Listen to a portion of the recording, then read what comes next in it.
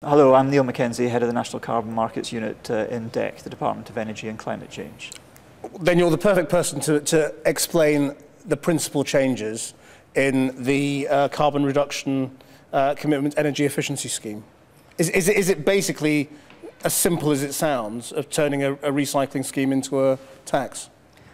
I should first of all stress that there are no changes happening instantly, so that organisations who've registered and are participating in the CRC should continue to meet the current rules till the end of the current phase. The key changes we've actually made in legislation are to extend the first phase for an extra year, so the second phase doesn't start until 2014, and the first allowance sale isn't until 2012, date yet to be fixed.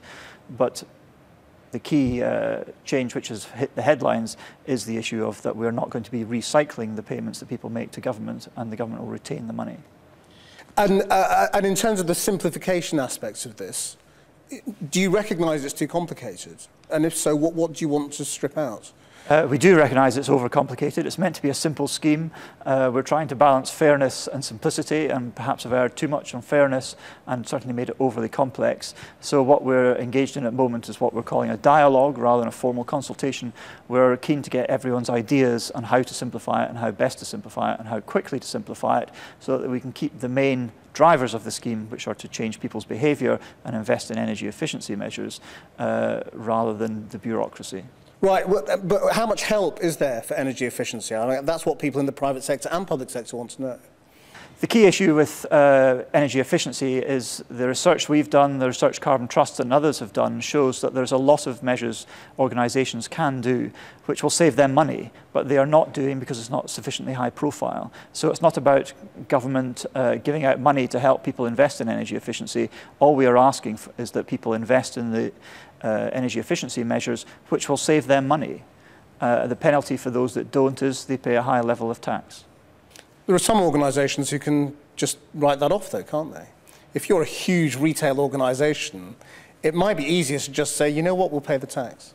Some organisations may do that, and that would be a legitimate tactic. However, that's where we come to the behavioural change incentives in the scheme. There is a performance league table which will be published. The first one will be published in October. Each year another league table will be updated, which will rank organisations in order of those who've made the greatest improvements on energy efficiency. We know from previous discussions with companies and public sector organisations that the ranking of those organisations is something that senior executives and the board take very seriously. We've seen in the press recently some of the concerns about the ranking scheme. What else has come out in the consultation that people are worried about? There's a wide variety of issues. I think the main issue is the complexity, and that people are struggling with, are they in the scheme or are they not? And the Environment Agency, the regulator, is working with all the participants to make sure they have recorded their data accurately. We were somewhat surprised about how poorly many companies and many public sector organisations were at actually quantifying how much energy they were using. This is partly a reflection of it not being a priority. It's just hidden in the noise of other costs. So the main benefit we're seeing at this stage is companies getting a serious grip on their energy use. There are a lot of very entertaining anecdotes of companies finding that there were meters they were paying for, buildings they were paying for which weren't theirs, and they'd just taken on that cost without knowing it. What's your biggest problem making this happen? Your biggest obstacle? I think the biggest obstacle is always lack of time. We're very conscious that organisations have got to grips with the rules of the current scheme, and we're kind of throwing it all up in the air, so they don't know what the future of their regulatory burden and tax burden is.